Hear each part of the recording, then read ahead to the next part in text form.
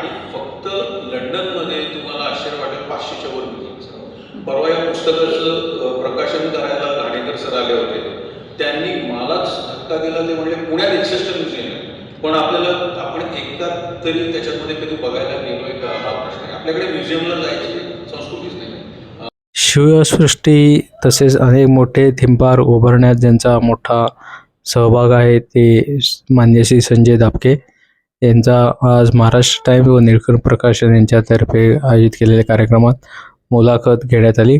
Doctor Ganesh Raut यांनी ही मुलाखत घेतली. या प्रसंगी दापकेंनी आपल्या आयुष्यातील सर्व माहिती सांगितली. दापके सरांचा मी गेले कित्येक वर्षाच्या आहात आहे. त्यांच्यामुळे मला सर आता कदाचित विसरले पण असतील. हैदराबादला तुम्ही मला पाठवलं होतं आणि तो स्टुडिओ मी जो पाहिला तर त्यांचा जो परिचय आहे तो इतका दणदणीत आहे. त्यांनी जे काम केलेलं आहे त्यातल्या 2 गोष्टी फक्त वाचून म्हणजे आपल्याला तो सगळा अंदाज येईल. त्याच्यामध्ये ब्रिटिश काउन्सिलचे जे फेलो आहेत, फुलब्राईट फेलो आहेत, त्यानंतर त्यांनी MS केलं ते सिलेक्ट युनिव्हर्सिटी अमेरिकेमध्ये, BSc ॲप्लाइड केलं आणि BSc फिजिक्स केलं. शेकडो टीव्ही मालिका, हजारो डॉक्युमेंटरीज, 30 चित्रपटांचं संकलन, अनेक मालिकांचे दिग्दर्शक, निर्माते, ETV मराठी चॅनलचे प्रमुख, साम टीव्हीचे संस्थापक आणि चॅनल प्रमुख आणि सगळ्यात महत्त्वाचं म्हणजे पुण्यातलं छत्रपती शिवाजी महाराज संग्रहालय, शिवसृष्टी जी आहे ती, दिल्लीचं छत्रपती शिवाजी महाराज संग्रहालय, Ramoji film city Hyderabad, Denmark, Prague, Chandrapur, Nagpur इथली सगळी अत्यंत महत्त्वाची जी सगळी म्युझियम्स आहेत किंवा त्या सगळे थीम पार्क पाहण्यामध्ये सरांचा कोणी येऊ शकत नाही. निम्म जग ते फिरून आलेले आहे आणि मी माझ्या आयुष्यामध्ये जी अत्यंत मोजकी डाऊन टू अर्थ माणसं पाहिली त्याच्यामध्ये दापके सर आहेत. आम्ही जेव्हा अमरपुरीमध्ये राहत होतो तेव्हा केव्हाही संध्याकाळी त्यांच्या ऑफिसमध्ये गेलं तर ज्ञानाचा धबधबा हा कायमचा खुला असायचा. म्हणजे मार्तंड जे ताप येणं असं जे वर्णन ज्ञानेश्वरांनी केलेलं आहे तर ते माझ्या डायरीमध्ये बसलेले आहे.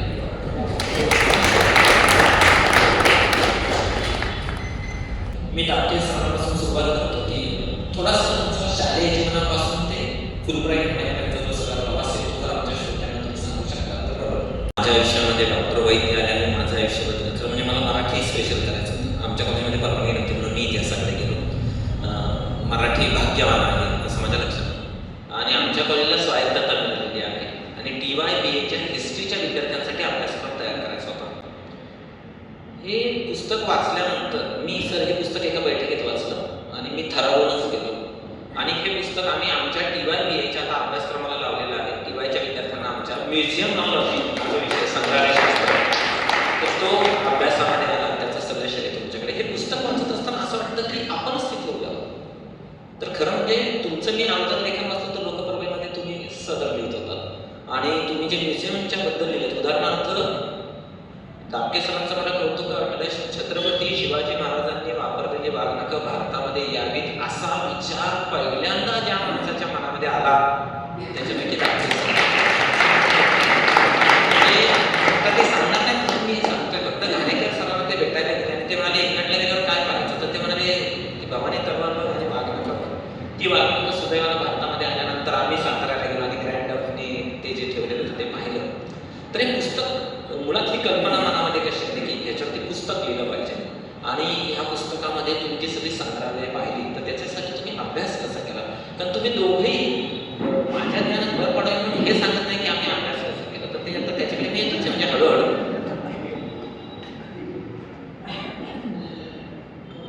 हे पुस्तक त्याचा जो विषय म्युझियम हे बेसिकली एक प्रवास वर्णन आहे. म्युझियमची जंत्री अशी ठरवून मी काही केलेली नाही. मला कामाच्या निमित्ताने मला प्रवास जगभर सुरू असतो आणि मला ते सारखं मला जायला लागतं आणि माझं आता म्युझियम्स हाही माझं कामाचं क्षेत्र असल्याकारणानं चांगली म्युझियम्स असतील तिथे आवर्जून मी बघायला जातो. तर हे गेले जवळपास 32 वर्ष सुरू म्हणजे एक 2 वर्ष किंवा असं नाही आहे की जी कदाचित संधी नेहमीचे जे पर्यटक नुसते जातात आणि त्यांच्या विश्लेषणावर ज्या जागा असतात त्याच्यात त्या कदाचित म्युझियम त्याच्यात नसतील. परंतु मला असं झालं की पहिल्यांदा मी त्याच्यात जे लिहिलं आहे की व्हिक्टोरिया अल्बर्ट म्युझियम जेव्हा 1992 साली मला जी शिष्यवृत्ती मिळाली. मी पहिल्यांदा गेलो तर जायच्या आधी मी घाणेकर सरांना भेटलो होतो, प्रके घाणेकर, की सर मी काय बोलतो. त्यावेळेला एवढे मोबाईल नव्हते, फोन नव्हते, फोटोग्राफी एवढी होत नव्हती. मला म्हणले की अरे ते तिथे महाराजांची वाघनगर तिथे ठेवले, त्याचा तुला फोटो जर आणता आला माझ्याकडे तो फोटो आण. पण की मी व्हिक्टोरिया अल्बर्ट म्युझियमचं जे पहिलं दर्शन मला होतं ते इतकं अवाक करणार होतं. आणि तिथनं मी जे बघितलं ब्रिटिश म्युझियम आहे, सायन्स म्युझियम आहे, नॅचरल हिस्ट्री म्युझियम आहे, इंग्लंडचे बघतो. आणि फक्त लंडनमध्ये तुम्हाला आश्चर्य वाटेल 500च्या वर म्युझियम्स. परवा या पुस्तकाचं प्रकाशन करायला घाणेकर सर आले होते. त्यांनी मलाच धक्का दिला. ते म्हणले पुण्यात 61 म्युझियम आहे, पण आपल्याला आपण एकदा तरी त्याच्यामध्ये कधी बघायला गेलोय का हा प्रश्न आहे. आपल्याकडे म्युझियमला जायची संस्कृतीच नाही. म्हणजे मुद्दाम कोणी खरं पालक आणि म्युझियमला लहान मुलांना पर्टिक्युलरली जर आपण नेलं तर त्यांच्या संपूर्ण जगाकडे बघायच्या दृष्टिकोनामध्ये किती जबरदस्त फरक होऊ शकतो हे मी परदेशी सतत बघत असतो. की सगळी म्युझियम शाळेच्या विद्यार्थ्यांनी भरलेली असतात. त्यांचे शिक्षक अतिशय उत्साहाने त्या गोष्टी त्यांना दाखवत असतात. असं बघा की तिथे जुनी म्युझियम आहे, पारंपरिक म्युझियम आहे, 300 वर्षापूर्वीची म्युझियम्स आहेत. नाणी असतात, शस्त्र असतात, पत्र असतात, वस्तू असतात. परंतु त्या प्रत्येक वस्तूला ना स्वतःची गोष्ट आहे. त्या नाण्याला काहीतरी गोष्ट आहे, त्या तलवारीला गोष्ट आहे. आणि तिथे म्युझियमचे जे गाईड्स असतात, त्यांचे मुलांचे शिक्षक असतात, हे इतक्या समरसतेने ते इतिहास सांगत असतात की ती मुलांच्या डोळ्यामध्ये तुम्हाला दिसतं की अरे मी आज काय बघतोय.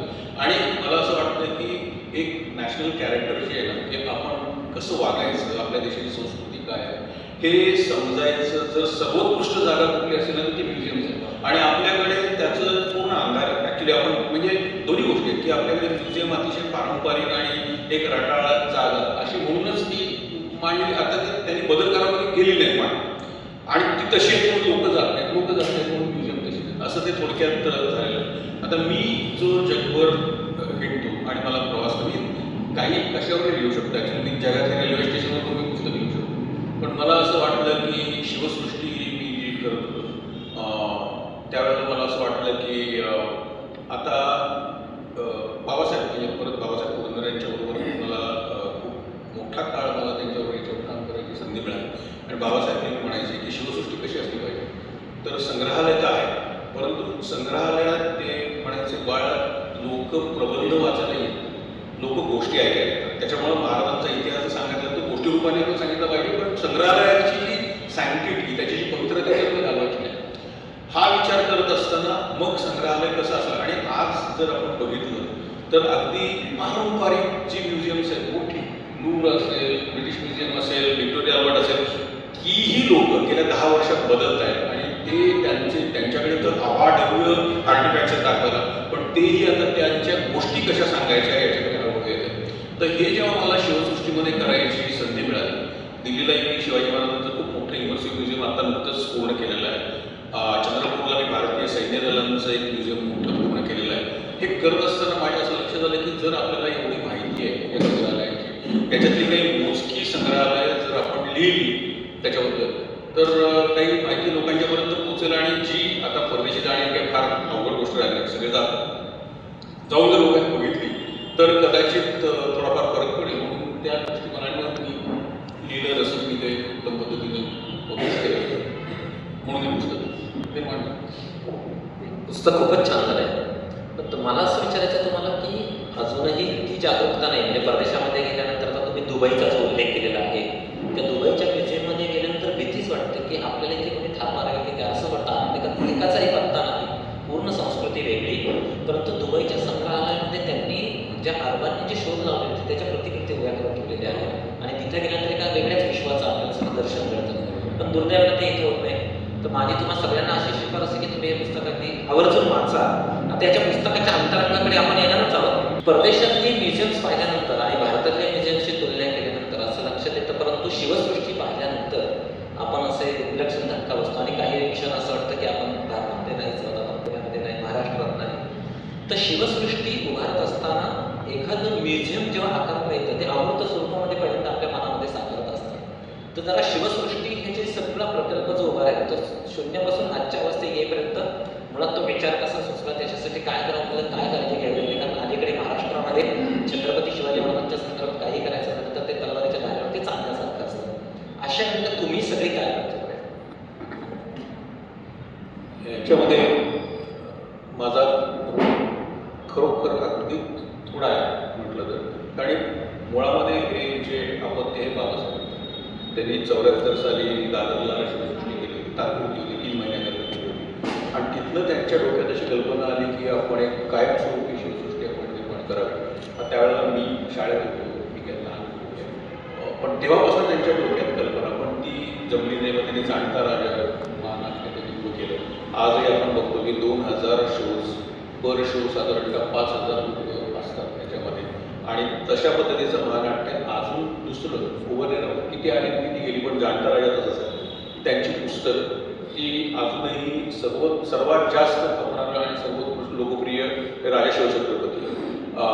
त्यांची व्याख्यान 15,000च्या वर व्याख्यान दिली, ती कशी त्याला गर्दी व्हायची हे आपल्या सगळ्यांना माहिती. त्याच्यामुळं मला फायदा असा झाला की मी त्यांच्याबरोबर काम करत होतो.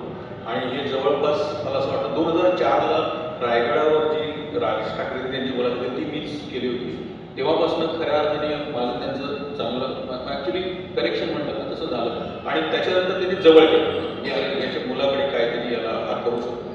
त्यावेळेला शिवसृष्टी होईल नाही हे पण माहीत नव्हतं. जागा होतं, परंतु त्याला जे फंड्स लागतात ते नव्हते आणि ते होईल नाही. पण आम्ही दोघांनी असं ठरवलं, अक्षरशः ठरवलं. बाबासाहेब म्हणायचे की चला ही कल्पना आपण कशी मांडायची, याला आपल्याला असं करता येईल का तसं. आणि मग मी ती कागदावर मांडत जायचं. म्हणजे तुम्हाला सांगितलं तर आश्चर्य वाटेल की वयाच्या 91-92व्या वर्षी बाबासाहेब ही मी तुम्हाला गोष्ट सांगते, 10-12 वर्षापूर्वीची गोष्ट सांगतोय. दर सोमवार आणि गुरुवार अक्षरशः नोकरीला आपण आहोत असे सकाळी 11 ते दुपारी 4 वाजेपर्यंत येऊन बसलेले असतात. वय वर्ष 91-92, स्मरणशक्ती अतिशय तल्लख.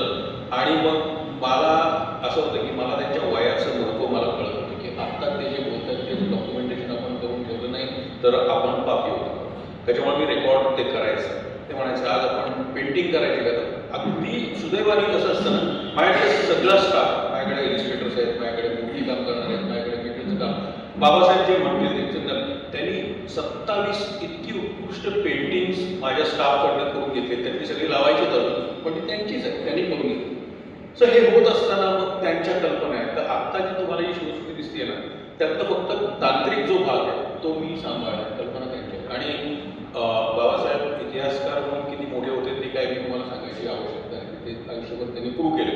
पण मला त्यांचं जे जाणवलं ना की एखादी गोष्ट मांडावी कशी, त्याच्यातला जो नेटकेपणा आणि देखणेपणा असतो ना हा बाबासाहेबांच्याकडनं मी शिकलो. म्हणजे आपण असं म्हणतो नेहमी की म्हणजे मी तरी मानतो की वॉल्ट डिस्ने हा त्यातला सर्वोत्कृष्ट आहे की एखादी गोष्ट मांडायची कशी जगभराच्या ऑडियन्स करतात हे डिस्नीकडनं शिकावं. त्याच्यानंतर दुसरं कोणी नाहीच. बाबासाहेब लिटरली त्या कुठल्याही गोष्टीच्या मांडणी आम्ही खूप या मांडणीमध्ये त्यांच्याकडनं शिकलो. त्याचे म्हणायचे ना अतिशय बेसिकली तर चीपनेस कुठेही नसला पाहिजे आणि अतिशय सुंदर पद्धतीने आपली गोष्ट मोजक्या शब्दांमध्ये क्रिस्प पद्धतीने तुम्हाला मांडता आली पाहिजे. हे त्यांनी माझ्याकडनं सतत कित्येक वर्ष जवळपास 10-12 वर्षामध्ये जेव्हा काम करत होतो. आत्ताची शिवसृष्टी तुम्हाला दिसते त्यातला तांत्रिक भाग माझा आहे, परंतु शिवाजी महाराज जे मांडले ते सगळे बाबासाहेबांचे. त्याच्यामध्ये माझं क्रेडिट हे खूप थोडं आहे परत त्याच्यामध्ये. आता हे करत असताना जेव्हा मी पहिला फेज करायला घेतली तेव्हा दुर्दैवाने बाबासाहेबांचं निधन झालं. बाबासाहेब नव्हते आमच्या पाठीशी. त्याच्या वेळेला मला नावं घ्यायलाच पाहिजेत माझ्याबरोबर की त्यांचे शिष्य गणेशराव ढालणे, त्याच्यानंतर मुंबईचा आमचा कौस्तुभ कस्तुरे आणि सौरभ वैशंपाय ही 3 जण जी आहेत ना त्यांनी माझ्याबरोबर संशोधनाचं काम केलं. तुम्ही जे म्हणालात की आता शिवाजी महाराजांच्याबद्दल काहीही बोलायचं म्हणजे ही तारेवरची कसरत आहे. पण आज आम्ही सांगू शकतो की 3 वर्ष शिवाजी महाराजांची शिवसृष्टी होऊन त्याचं उद्घाटन होऊन झाले. आज जवळपास 9.5 लाख लोकांनी ती बघितलेली आहे, सगळ्या वर्गातल्या लोकांनी बघितली. तर पण त्यातलं दोष किंवा त्यातली चूक ही कोणी काढू शकलेलं नाही. याचं कारण एकच आहे की आम्ही तिथे जे मांडलं ते पूर्ण पुरत आणि आम्ही ते पाट्या लिहिल्या की इथं बोलला गेलेला एकही शब्द, इथं लिहिला गेलेला एक शब्द, इथं दाखवला गेलेलं एकही दृश्य याच्यात क्रिएटिव्ह लिबर्टी नाही जी सिनेमा आणि टेलिव्हिजनमध्ये तुम्हाला फुटाफुटाला बघायला मिळते की त्यात काय अर्थ त्यात इतिहास नसतो. इथे ती परवानगी नाही आहे. ड्रामा आहे, एंटरटेनमेंट पद्धतीने सगळं मांडलेलं आहे, परंतु इथे क्रिएटिव्ह लिबर्टीला बिलकुल जागा नाही. त्याच्यामुळे ही 3 जे माझे सहकारी होते त्यांनी विलक्षण काळजी घेतली त्याच्यामध्ये. आणि मला असं वाटतं की हे जे निर्दोष असं म्हणायला हरकत नाही कारण 3 वर्ष झाली 9-10 लाख लोकांनी आतापर्यंत ते बघितलंय. त्याच्यामुळे असं म्हणायला हरकत नाही की ते निर्दोष आहे आता आणि त्याच्यामध्ये काढायला जागा नाही. सो अशा पद्धतीने ही शिवसृष्टी पूर्ण झाली आहे. त्याच्यामध्ये टीम खूप मोठी आहे की माझं एकट्याचं नाही, 100-150 तंत्रज्ञ कलाकार याच्यात त्यांनी काम केलं आणि त्याच्यानंतर ही झाली. आणि आत्ता जी झाली ती पहिले 2 फेजेस झाले. आता अक्षरशः जानेवारी महिन्यापासून 3ऱ्या फेजचं काम सुरू होतं आणि तुम्ही बघाल की ते दक्षिण दिग्विजय महाराजांचा जो आहे याच्यावर फारसं कोणी आपल्याला माहिती नसते, कारण आपण राज्याभिषेक हा सगळ्यांच्या दृष्टीने शेवटचा अध्याय, कळस अध्याय. त्याच्यानंतर जो दक्षिण दिग्विजय महाराजांनी केला त्याची एक अतिशय भव्य अशी कारभार ठिकाणी आता तयार होते की तुम्हाला 25 मिनिटामध्ये तो दक्षिण दिग्विजय अनुभव येईल.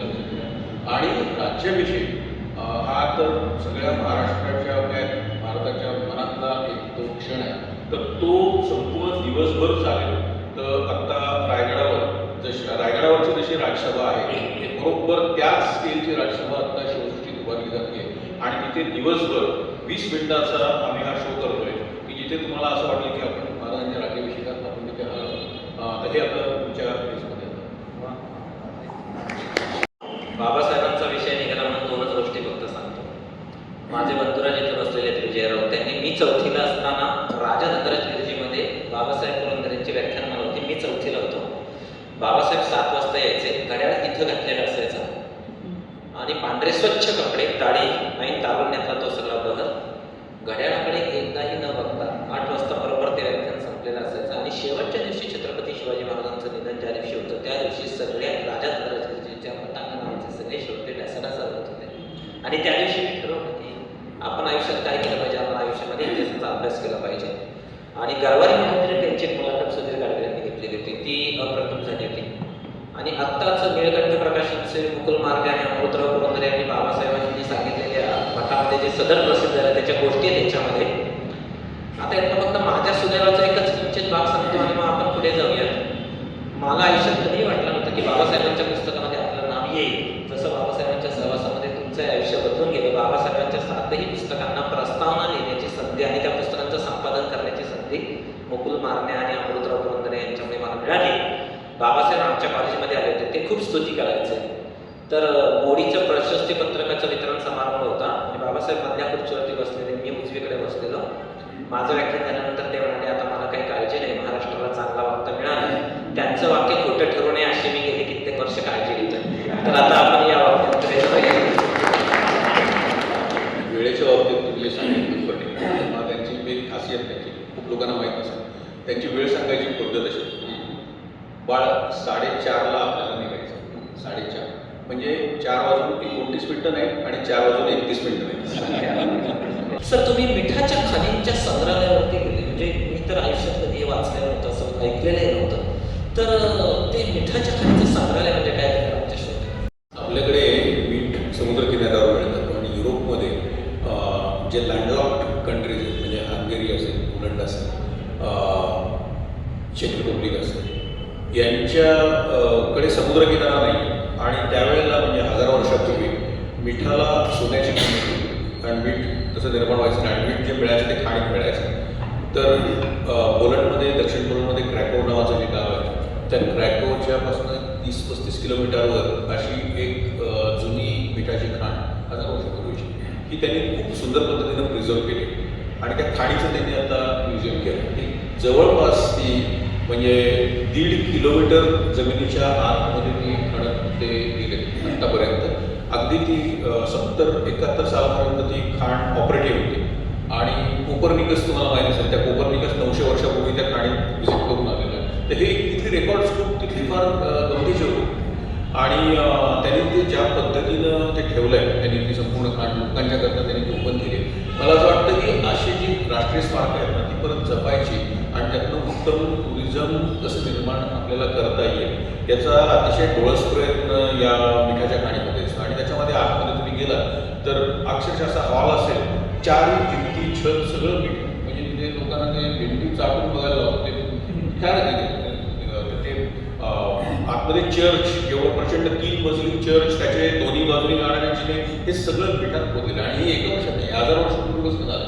आणि मग त्या मिठामध्ये पहिल्यांदा लोक जायचे आतमध्ये, मग लोक फार जसं खोलत जायला लागलं आणि आणखी त्याचे टनेल्स वाढायला लागले, तसे तिथे मग घोडे सोडले, मग आतमध्ये घोड्यांच्या बागा त्यांची राहायची व्यवस्था, हे सगळं ते जे एक्सपांड होत गेलं ना, मग चर्च होतं, मग तिथं लोक मरायची, मग त्यांची दफनभूमी त्या मिठामध्येच तिथे त्यांची, आणि हे सगळं करता करता जवळपास 1.5 किलोमीटर खाली गेल्याच्या नंतर तिथे मग क्षारयुक्त पाण्याचे तलाव त्यांना सापडले तिथे. तर तिथे असं म्हणतात की तुम्ही जर गेलात तिथे तर सगळे सांधिवात आणि हे सगळे तुमचे पटकन बरे होतात. त्याच्यामुळे ते त्यांनी आता ते प्रचंड पैसे घेऊन ते तिथे श्रीमंतांच्या करता तिथे स्पा त्यांनी तयार केले. त्याच्यानंतर खाली 1.5 किलोमीटरच्या खाली रेस्टॉरंट्स आहेत, तिथे तुम्हाला मिठाच्या वेगवेगळ्या प्रपोर्शनमधल्या तुम्हाला तिथे डेलिकेसीज तुम्हाला तिथे खायला मिळतात. म्हणजे हे सगळे टुरिझमचे ॲक्च्युली आस्पेक्ट आहेत. आणि मला असं वाटलं की पोलंडलाही एकतर भारतीय खूप लोक कमी जातात. युरोप म्हटल्याच्या नंतर फ्रान्स, इंग्लंड, बेल्जियम, हॉलंड इथपर्यंत लोकांचं, जर्मनी असेल थोडं, पण पोलंड आणि चेक रिपब्लिक, हंगरी इकडे लोक कमी जातात. म्हणून मला हे जे म्युझियम, मी क्रॅकोला बरेच दिवस बरेच वेळेला गेलो आणि बरेच दिवस राहिलो, ते करत असताना मला हे म्युझियम बघायला मिळालं, ते मला जरा उल्लेखनीय वाटलं, म्हणून मी या पुस्तकाबद्दल त्याच्याबद्दल त्या भेटी उल्लेख येतो तो मी आता शनिवारात होतो, सदाशिवमध्ये गेलो, कचऱ्यामध्ये मला असं दिसलं ते सगळं आपल्याला परत मी सरांकडे येतो. जर्मनच्या छावण्यांचं जे म्युझियम उभं केलेलं आहे ते सगळं वाचताना अंगावर ते काटाच येतं खरं म्हणजे, त्याच्याबद्दल जरा.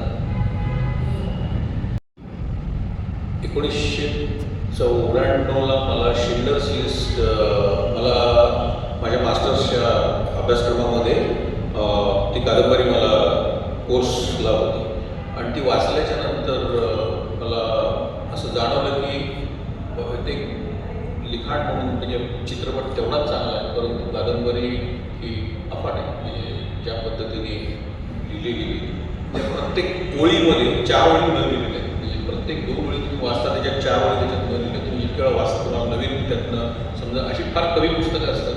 आणि शिंडलर्स लिस्ट थॉमस केनेलीचं पुस्तक हे उत्कृष्ट दर्जाचं फार मोठं पुस्तक आहे, सत्य घटनेवर आधारित आहे. आणि ते लहानपणापासून मी सवाळीमध्ये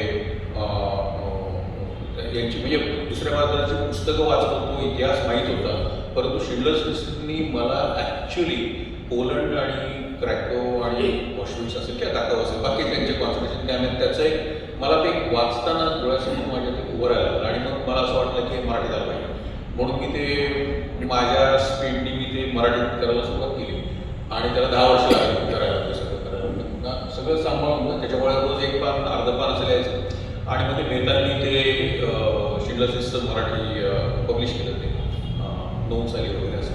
तोपर्यंत मला काहीतरी मी ते इतकं सगळं ते दुसरं महायुद्ध आणि हा सगळा प्रदेश आहे ना, तो माझ्या कुठेतरी असं अंगात इतका भिनला होता की मला ते सगळ्या गोष्टी प्रत्यक्ष बघायची एक ओढ लागली. आणि नंतर जसा प्रवास सुरू झाला, युरोपला गेलं की मग मी युजली काम असं करतो की तिथे शनिवार रविवार काम करतो, तेव्हा शुक्रवारपर्यंत काम करायचं, शनिवार रविवार म्युझियम्स किंवा असेल त्या मला पाहिजे त्या ठिकाणी भेटी द्यायच्या, रविवारच्या रात्रीच्या भेटी पण द्यायचा. माझा बऱ्याच वर्षापासूनचा तो क्रम आहे.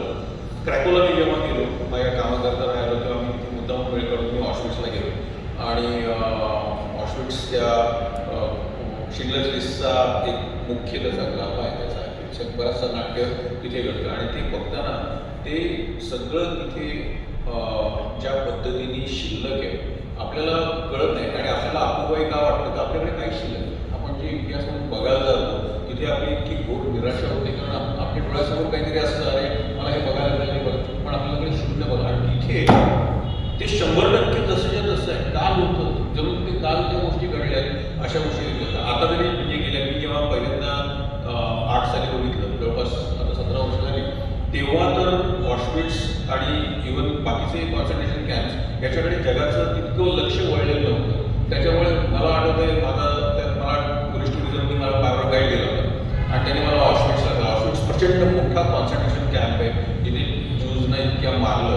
तर त्याच्यात त्यांनी मला दिलं ते मागच्या बाजूला, आणि मागच्या बाजूनी जो ऑशविट्झ 2 म्हणजे जो मोठा कॅम्प आहे त्याची एक वायर आम्ही वर करून त्यांनी मला आतमध्ये दिलं. म्हणजे म्युझियम बरं का, राष्ट्रीय म्युझियम, त्याची मागच्या बाजूनी वायर वर करून म्हणलं, अरे इथं काय सिक्युरिटी वगैरे. तर म्हणलं अरे केवढा मोठा परिसर आहे, आमच्या सरकारला काही परवडत नाही सिक्युरिटी ठेवायला. तर एवढा मोठा प्रचंड परिसर, मी तिथे आतमध्ये सगळं गेलो बघितलं. आणि मला दिसलं तिथे आले तिथे एवढं नॅशनल मॉन्युमेंट आहे आणि विदाउट सिक्युरिटी सगळं आहे. आणि पुढच्या काही वर्षामध्ये ती जी आर्टिक मागफळीची पाठी मेन कॉन्सन्ट्रेशन कॅम्पच्या वरची जर्मनाने लावली होती ती रात्री चोरट्यांनी वेल्डिंग काढून ती तोडून ती नेहमीच त्यांनी त्याच्यानंतर पोलंड सरकारला जाग आली आणि त्यांनी तो संपूर्ण त्याला सिक्युरिटी वगैरे त्यामुळे आता तुम्ही जर गेलात तर जे ऑशविट्सचं कदाचित मला बघायला मिळालं त्याच्या कॉन्सन्ट्रेशन कॅम्पच्या ज्या सेल्स मी बघितल्या त्या खरोखर असं म्हणजे ती भावना अशी होती की काल तिथे तुम्ही लोकांच्या हालअपेष्टा घडल्या असतील लोकांच्या किंकाळ्या तिथे गेला तर तुम्हाला तेवढी संवेदना पाहिजे तर तुम्हाला तिथे ऐकू येतं तुम्हाला आणि वर्णन न करता येण्यासारखी ती खरं तर जागा आहे परंतु मला ती परत म्हणजे एकतर या पुस्तकाच्या त्यांच्या डॉक्युमेंटरी मी ते केली त्याच्या निमित्ताने मला ती परत अतिशय बारकाईने बघायला मिळाली आणि म्हणून मला असं वाटलं की त्या शिल्डर्स लिस्टचं मी केलेलं भाषांतर त्यांचा माझ्या मनावर झालेला परिणाम आणि त्याचं मी जेव्हा दृश्यस्वरूप हे सगळा इतिहास मी जेव्हा बघितला तो थोड्याशा स्वरूपात कुठेतरी यायला पाहिजे म्हणून मी तो केला आता मला असं वाटतं की दुसऱ्या महायुद्धाच्या संदर्भात थोड्याच जागा अशा असतील की ज्या माझ्या बघायच्या राहिल्या आणि त्यातली एक जागा आहे ती म्हणजे होल्सलेअर जी पोलंडमध्ये आत्ता रशियाच्या बॉर्डरवर आहे आणि आता तिथे मी फेब्रुवारीमध्ये जाणार दुसऱ्या महायुद्धाचा विषय निघाला नुकतेच दिवंगत झालेले आपले सगळ्यांचे मार्गदर्शक गजानन भास्कर मेहंदरे दुसऱ्या महायुद्धावरती लिहित होते खरं म्हणजे तो इतिहास त्याला प्रसिद्ध व्हायला होता दुर्दैवाने तुमच्याकडे जसं तुम्ही इंग्लंडमध्ये शेक्सपियरचं घर पाहिलं महाराष्ट्रामध्ये केशवसुतांचं घर आहे मालवणला महात्मा फुलेंचा वाडा खूप चांगला जातो पण गडकरींचं घर मात्र असं दाखवतं किंवा नाट्यछटाकार दिवाकरांच्या ज्या नाट्यछट आहेत त्याच्यामध्ये जो मृत्यूचं दर्शन घडतं तर त्याचा शोध घेतल्यानंतर असं लक्षात आलं की ओंकारेश्वराच्या समोरच त्यांचं घर त्यांना रोज तेच दिसायचं तेच साहित्यामध्ये दिसणार तर पुण्यामध्ये निळकंठ बापू गोडबोलेंवरती आमच्या वयसामध्ये देखील म्हणजे गोडबोले जेव्हा गेले शेक्सपियरला त्याने सोन्याची फुलं वाजली घेतली तुम्ही जेव्हा शेक्सपियरच्या घरासमोर उभे होतात आणि तो सगळा प्रसंग जेव्हा याच्यामध्ये आला तुम्ही त्या सगळ्याकडे कसं बघताय जरा शेक्सपियरच्या घराला भेट देणं म्हणजे ॲक्च्युली इतिहासाचं हे असेल कारण मी वाचलं होतं पु ल देशपांडे जेव्हा गेले ते शेक्सपियरच्या मला मुद्दामून भेट दिली आपले कुसुमाग्रज गेले होते ते मुद्दामून वेळ काढून तिथे जाऊन आले म्हणजे ही एवढी मोठी माणसं ज्याच्या घराला भेट देतात माझ्या मताने माझ्याकरता कुतूहलाचा भाग तो होता की हा किती मोठा माणूस आहे ते मला बघायचं होतं मी शेक्सपियरचं थोडंफार वाचलं म्हणजे पण ते थोडंच प्रयत्न आहे त्याच्यानंतर मर्चंट ऑफ व्हेनिस एक 2-4 मी त्याची नाटकं तरी वाचली असतील परंतु त्याच्या भोवतीचं जे वलय आहे ना की एका तरुण वयामध्ये 400 वर्षापूर्वी जेव्हा म्हणजे शिवाजी महाराजांनंतर अस्त झाला होता त्या काळाच्या नंतर हा त्या काळात लंडनला जाऊन स्वतःचं थिएटर बांधून त्याच्यामध्ये एवढी प्रचंड नाटक करणारा हा खेडेगावातला एक मुलगा आणि त्याच्यापासूनच 12 किलोमीटरच्या खेडेगावातला आणि त्याची बायको यांचं जे घर तर हे परत असं वाटतं ना की आपल्याकडे जे नाही ती भूक तिथे थोडीशी भागते की तुम्हाला इतिहासात तुम्हाला ते बघायला मिळतं त्याच्यामुळे शेक्सपियरच्या घराला भेट देताना मी जेव्हा उभा होतो तेव्हा ह्या सगळ्या त्याच्या प्रचंड लेखनाचं एक दडपण आपल्या अंगावर सगळं असतं की अरे हा एवढा सक्सेसफुल माणूस हा 300-350 वर्षापूर्वीचा हा माणूस आणि याचं त्या काळातलं घर आपण मग ते मॉर्गेज कसं केलं होतं वडील कुठे वर्कशॉप कसं होतं म्हणजे एका बाजूने इन्स्पिरेशन पण मिळते की अतिशय साध्या घरातून आलेली मुलंही काहीतरी मोठं करू शकतात अशा सगळ्या भावनांचं मिश्रण तिथे माझ्या मनात होतं आणि मग त्याच्यानंतर की इलियट असेल फार मोठमोठ्या लोकांनी तिथे ज्या भेटी दिल्या तिथला जो सगळ्यात जास्त म्हणजे तिथलं जे त्यातलं जे रिमार्क्स त्याच्यात जे देतात तेही 250 वर्षापासून तिथे ते मांडून ठेवलं तर ते तो एक वेगळाच इतिहास आहे की फार मोठमोठे लोक येऊन त्यांनी तिथे यांनी बर्ट्रांड रसेलनी तिथल्या एका खिडकीवर टाचणीने स्वतःचं नावच कोरलं आहे शेक्सपियरच्या घरामध्ये स्वतः आता हे म्हणजे आपल्याकडे फक्त घडून लिहितं असं नाही आहे तर तिथे मोठी माणसं स्वतःचं काय ते झालं 100-200 वर्षापूर्वी परंतु त्याला तो मोह आवडला नाही आता हे ब्रिटिशांनी ते कोरलेलं नाव जपून ठेवलं तिथे सो ह्या गमतीदार गोष्टी बघत तो संपूर्ण त्याचा जो इतिहास आहे तो मला अनेक गोष्टी ज्या माहीत नव्हत्या मला त्या तिथे मला माहिती मिळाल्या आपल्या इकडे खूप फार मोठी अशी ऐतिहासिक स्थानं आहेत की जी न मिळालेली माहिती आपल्याकडे देता येईल परंतु दुर्दैव तुम्ही रसेलचा किस्सा सांगितला ते बरं झालं कारण आपल्याकडे एक दुजे केली सिनेमा आल्यापासून एक नाव सगळ्या बरोबर पसरायला सुरुवात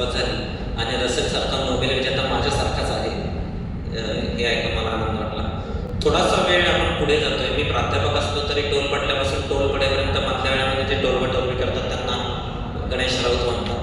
मला काही लोकांनी प्रभूंनी प्रवास वर्णना लिहिली. सरांची शैली अत्यंत अल्पाक्षरी आहे आणि त्याचे प्रत्येक लेख हे ते अतिशय बांधेसूद आहे.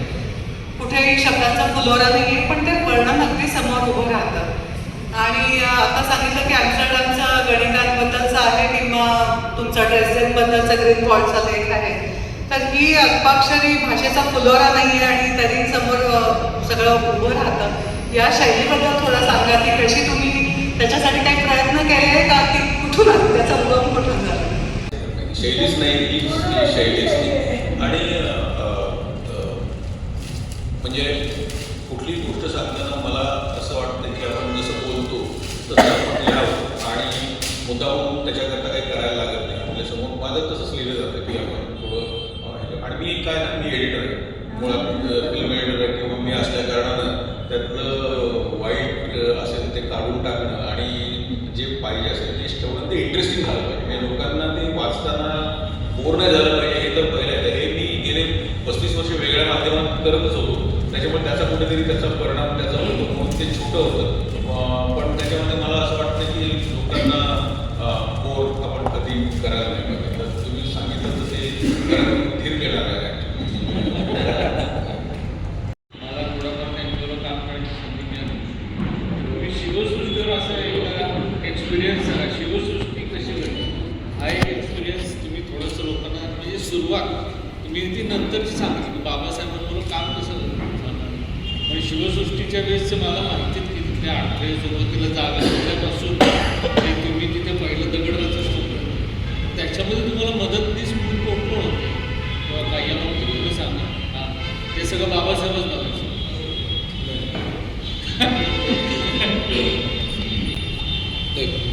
मी म्हटलं तसं कल्पना बाबासाहेबांच्या आहेत सगळ्या. त्याची स्क्रिप्ट्स त्याची जी होती ती मीच लिहिली होती सगळी. आणि मी तुम्हाला म्हटलं तसं हे एकाचं काम नाही, ही जवळपास 100-150 कलाकार आणि तंत्रज्ञांची टीम त्याच्या मागे होती. आणि त्याच्यामागे जो रिसर्च होता, मग सांगितलं असेल 3 जणांनी तो रिसर्च केला. आणि याच्यामध्ये तुम्ही जर बघितलं तर अत्यंत प्रगत टेक्नॉलॉजी, ज्याच्यामध्ये होलोग्राफीज आहे, ज्याच्यामध्ये 3D प्रोजेक्शन्स आहेत, ज्याच्यामध्ये रोबोटिक्स आहे, ॲनिमेट्रॉनिक्स आहे, ज्याच्यामध्ये लायटिंग्स आहेत, ज्याच्यामध्ये लाईट अँड साऊंडचे अनेक खेळ त्याच्यामध्ये केलेले आहेत. काही मी जे प्रकल्प केले, काही म्युझियम्स केली, त्याच्यामध्ये पॉलिटिक्स आणि पॉलिटिशियन्स इन्व्हॉल्ड होते. पण माणूस शिकत जातो अनुभवातून, काय नेमकं होतं ते शिकत जातं. माझ्या फॉर्च्युनेटली शिवसृष्टी हा ट्रस्ट आहे आणि त्या ट्रस्टमध्ये बरेचसे जे सहकारी आहेत ते तुम्ही त्यांच्याशी मेंटली बोलू शकता. मी समजतो तुम्ही त्यांच्याशी बोलू शकता. तुम्ही बसून तुम्ही काय बोलताय आणि त्यांचे समज काय याच्यामध्ये फार जमीन आसमानाचा फरक असला तर गोंधळ होतो. तसं होत नाही तिथे. दिल्लीलाही मी जे शिवाजी महाराजांचं मोठं म्युझियम केलं तिथेही तो ट्रस्ट ॲक्च्युली तुम्हाला आश्चर्य वाटेल, इंदिरा गांधी जेव्हा 76 साली 300व्या समारंभाकरता आल्या होत्या राज्याभिषेकाच्या, तेव्हा त्यांना पहिल्यांदा कळलं की महाराष्ट्रात असा कोणीतरी मोठा एक राजा होऊन गेला. आणि त्यांनी ताबडतोब दिल्लीत गेल्या आणि त्या म्हणल्या की नाही, शिवाजी महाराजांच्याकरता दिल्लीत काहीतरी करायला पाहिजे. 76 सालची गोष्ट. मग त्यावेळेला वसंत साठे त्यांच्या सगळ्यात जवळच आहे. मग त्यांनी वसंत साठ्यांना त्यांनी घेतलं. त्यांना म्हटलं की तुम्ही एक ट्रस्ट स्थापन करा. आणि वॉट विल यू 1979 साली छत्रपती शिवाजी महाराज समिती हा ट्रस्ट दिल्लीत स्थापन झाला. त्यांना जागा मिळाली, त्यांनी बिल्डिंग बांधली, ती भाड्याने दिली, त्यांना कोट्यावधी रुपयाचं उत्पन्न सुरू झालं. पण त्यांना शिवाजी महाराजांचं काय करायचं ते कळत नव्हतं. आणि ते कापडाच्या पिशव्या वाटायचे, महाराजांच्या असलेल्या झाडं लावायचे वगैरे असे त्यांचे उद्योग चालू होते. पण त्यातले 2 ट्रस्टी माझ्या सुदैवाने जेव्हा पुण्याच्या शिवसृष्टीचं काम सुरू होतं तेव्हा ते इथं आले. आणि तीही लोक मनाने सगळी चांगली, त्यांना मार्ग सापडत नव्हतं.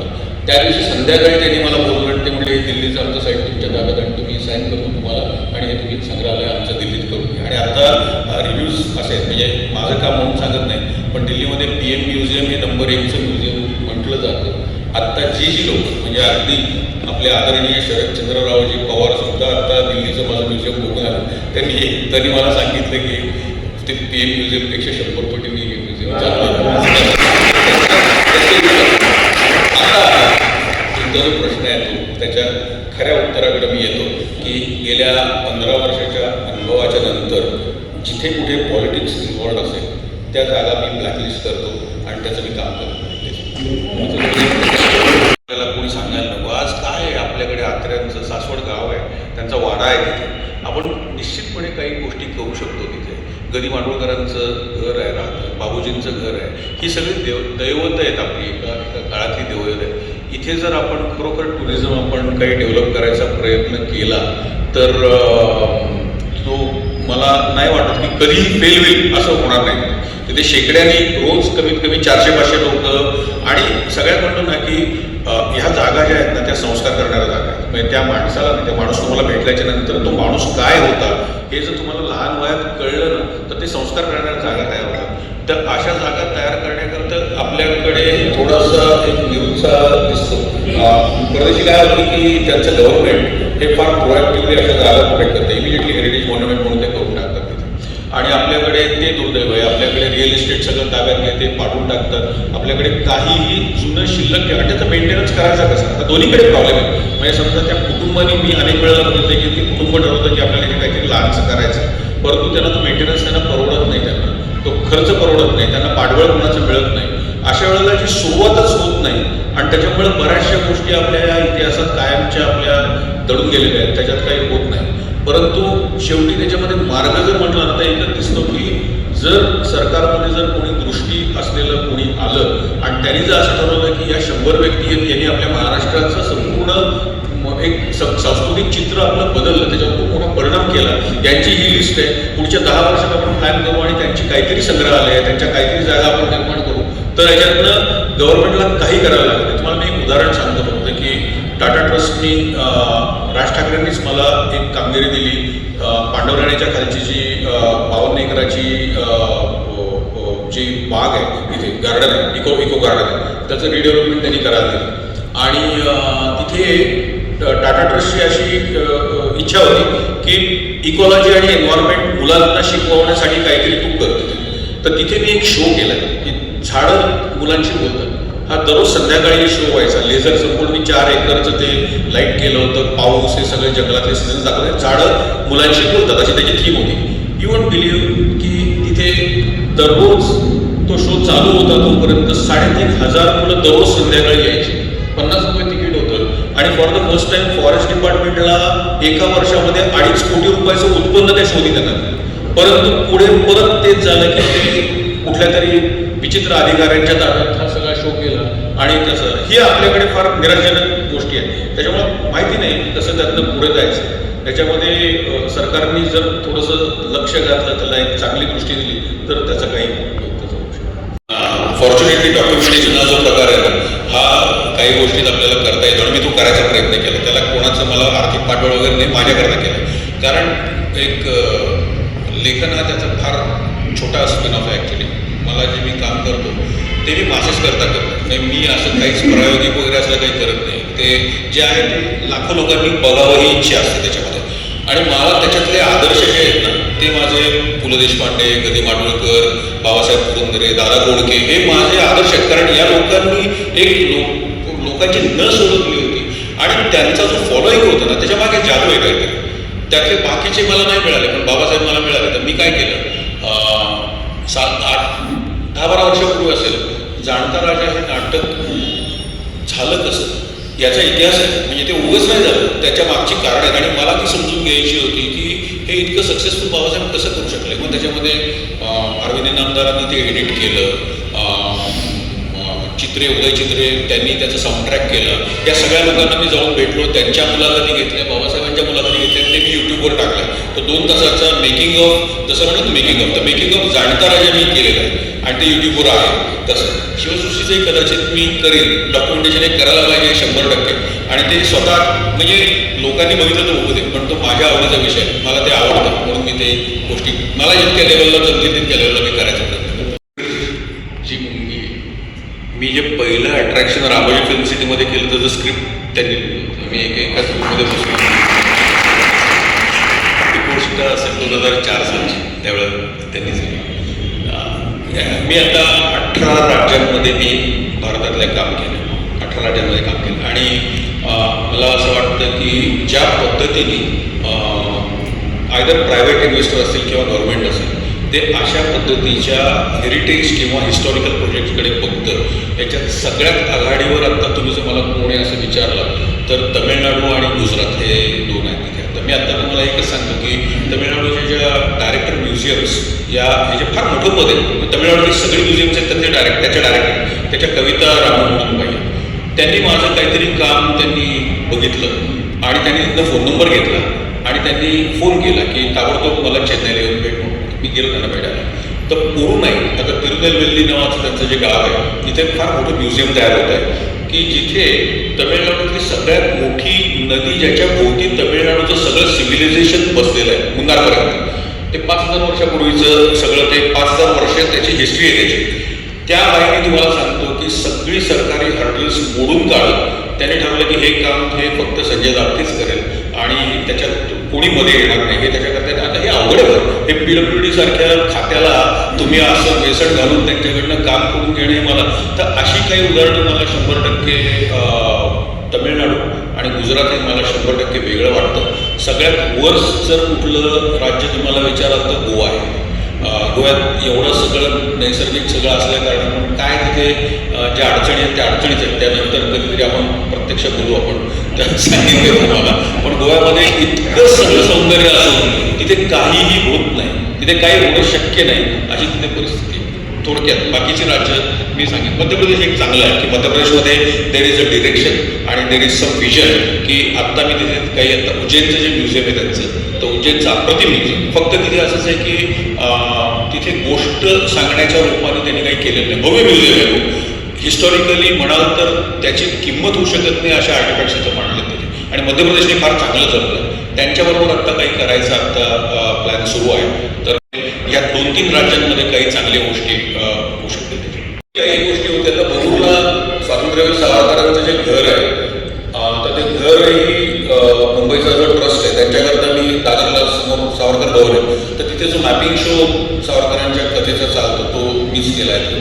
आणि आता त्यांचं जन्मस्थान जे आहे तर ते डेव्हलपमेंट त्याचं चाललेलं आहे. ते प्रायव्हेट ट्रस्टकडे आहे तर ते माझी अशी ते मीच डिझाईनच करतो पण माझी इच्छा आहे की ते पुढे जावं आणि ते व्हावं. सो काही गोष्टी महाराष्ट्रामध्येही काही आपण या पद्धतीने इतिहासाच्या जपायच्या व्हायची शक्यता आहे. नाही असं AI खूप बदल केलेत आणि फार मोठे बदल आणखी 2 वर्षात पुढच्या आपल्याला बघायला मिळतील. प्रोसेसेस खूप सोप्या झाल्या. मुळामध्ये ही जी जबाबदारी असते ना की आपण एखादं स्मारक उभं करतो हे प्रोजेक्ट हा साधा सोपा नसतो. त्याची कॉस्ट खूप मोठी असते आणि तो सुरू उत्साहाने होतो परंतु त्याच्यानंतरची जी जबाबदारी असते ना की तो तसाच चालला पाहिजे वर्षानुवर्ष. ही त्याची जी जबाबदारी असते ही फार कमी लोकांना कळते आणि त्या पद्धतीने त्याची काळजी घेतली जाते. AIचा बराचसा होतो ही जी रिडंडन्सी आहे की एखादा आत्ता त्या लेवलला आम्ही चाललो आहोत की एखादं अट्रॅक्शन आम्ही जर तयार केलं तर ते पुढच्या 3 वर्षाच्या नंतर त्यातले प्रॉब्लेम्स काही येऊ शकतात. तर हे तुम्ही जेव्हा हा डेटा तुम्ही देता त्या बरीचशी उत्तरं तुम्हाला आधी मिळतात जे अनफोर्सिन असतील. तर या पद्धतीनं AIचा वापर फार सुंदर पद्धतीनं आता केला होता. म्हणजे व्हिडिओ करणं आणि आवाज करणं हा त्याचा फार वरवरचा भाग आहे. पण AI मला असं वाटतं की जो विचार AI एका त्रयस्थ दृष्टीने पटकन करून तुम्हाला ज्या वेगाने उत्तरं तुम्हाला मिळतात त्याचा फार मोठा फायदा त्याचा होतो आहे. आणि बाकीच्या तंत्रज्ञानाबद्दल बोललं तर एस्टॅब्लिश्ड फॉर्मॅट्स आहेत की जे डिस्नेने 50 साली चालू केले ते आज 75 वर्षाच्या नंतर सुद्धा तेवढेच सक्सेसफुल आहेत की ॲनिमेट्रॉनिक्स. आता ॲनिमेट्रॉनिक्स म्हटलं तर त्यांनी तुम्ही डिस्नेलँडला जर गेला तर त्यांचे सगळे राष्ट्रपती एका मंचावर बसलेले आहेत आणि त्यांचा ते एक जण उठून भाषण करतो. हा त्यांचा शो फार प्रसिद्ध आणि ते प्रत्येक वेळेला नवीन राष्ट्रपती त्याच्यात ॲड करतात त्या शोमध्ये. तर माझ्या असं मनात आलं की अरे त्यांचे राष्ट्रपती आपल्या राष्ट्रपतींचं का नको आणि मला असं वाटतं की ज्यांचं करावं असे माझ्या तरी मनात एकमेव राष्ट्रपती म्हणजे डॉक्टर कलाम. तर त्यांचा मी भक्त आहे त्यांचा ते आहेत तसे. तर चंद्रपूरला मला ती संधी मिळाली आणि चंद्रपूरला मी संपूर्ण ह्युमनॉइड मी तयार केलं आहे की जे मी आजही छाती ठोकपणे सांगतो की जे डिझनीच्या क्वालिटीचंच आहे की जिथे 4 मिनिटं आम्ही डॉक्टर कलामांचा इतिहास सांगतो मोठ्या पडद्यावर की एका अतिशय गरीब घराण्यातला मुलगा ते भारतरत्न आणि राष्ट्रपती आणि मग आम्ही शेवटी सांगतो की आज डॉक्टर कलाम आपल्यासमोर हजर आहे. पडदा उघडतो आणि 4 मिनिटं डॉक्टर कलाम लोकांशी बोलतात. सो ह्या टेक्नॉलॉजीज म्हटलं तर आज आपल्याला आपण लोकांची मिळवलेली आहे त्याची. आणि त्याच प्रयत्न तोच आहे की हे सगळं भारतीय लोकांना परवडेल अशा कॉस्टमध्ये आपल्याला हे करायचं, हे त्यातलं विषय आहे.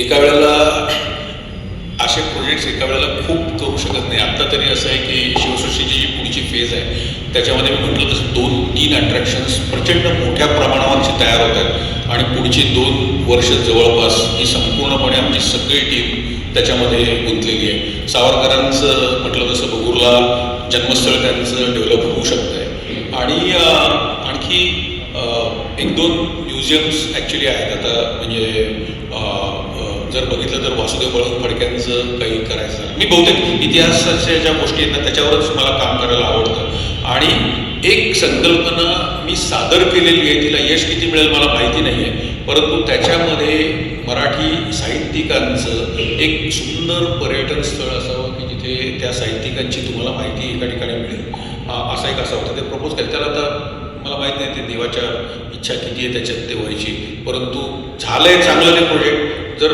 त्याला जर योग्य पद्धतीने जिथे मी ते दिलं आहे तिथनं जर रिस्पॉन्सेस चांगले मिळाले तर त्याच्यामध्ये बाकी होतं. बाकी मग मी एंटरटेनमेंटचं काम जे आहे ना ते आज इमॅजिकामध्ये करतो, रामोजी फिल्म सिटीमध्ये, हे सतत चालूच असतं. हे चालू असणारी कामं आहेत सगळे, इथेही कामं चालूच असतात. यांच्याशी संवाद साधत होतो आणि त्यांनी जो प्रश्न विचारला, तुम्ही ज्या टेबल खुर्चीवर बसून लिहिता ती जपून ठेवा, आजपासून 100 वर्षांनी तिला खूप महत्त्व प्राप्त होणार आहे.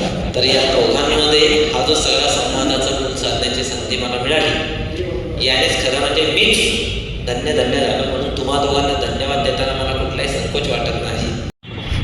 नमस्कार सर, तुम्हाला पण कदाचित माहिती नसेल, आपण आधी बाबासाहेब असताना भेटलो होतो आणि मी सरांचा एक असा किस्सा सांगतो की जो त्यांच्या नकळतपणे त्यांच्या मागे घडला.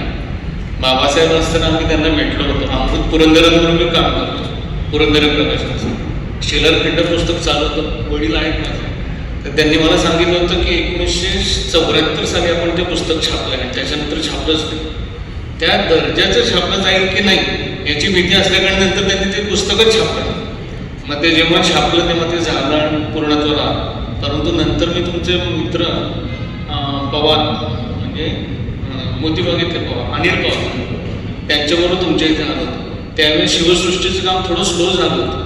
नंतर योग्य आले, आपलं सरकार आलं, नंतर परत त्याला चालना मिळाली हे मला माहिती आहे. पण तेव्हाही तुमचा उत्साह काही कमी झाला नव्हता. तुमच्या ऑफिसला मला तुम्ही एक्सप्लेन केलं होतं हे सगळं. त्यावेळेस मी नथिंग होतं, म्हणजे मी म्हणजे लेखक म्हणून नव्हतो, हे नव्हतं, मला फक्त एक क्युरियोसिटी म्हणून मी आलो होतो. तेव्हा मी बाबासाहेबांच्या घरातला एक म्हणून फक्त आलो होतो, पण तुमचा उत्साह काही कमी झाला नव्हता. तर त्याच्यासाठी सरांसारखे लोक असतील तर पॉलिटिक्स कधी येत नाही, हे मी तुम्हाला नक्की सांगतो. कल्पना आहे की खरं म्हणजे खूप प्रश्न शिल्लक आहेत. मलाही अजून काही प्रश्न तुम्हाला विचारायचे आहेत, पण वेळेची मर्यादा आहे. खरं म्हणजे या पुस्तकाची सुरुवात टायटॅनिकच्या लेखापासून झाली. जगाला ज्या सिनेमाने दोन्ही हात काम कसे करायचे हे शिकवलं तिथून झालेली त्याच्यावरचे प्रश्न राहिलेले आहेत. परत खरं म्हणजे याचा भाग 2 करूयात आणि तेव्हा तुम्हाला वेळ असेल तेव्हा तुम्ही नक्की या. तुम्ही सगळे आज इथं आलात रविवारी आणि या वर्षाच्या शेवटच्या रविवारची संध्याकाळ ही अशा सगळ्या दर्दी लोकांच्या सहवासामध्ये घालवता आली, याच्याबद्दल माझ्या मनामध्ये अपार कृतज्ञता आहे.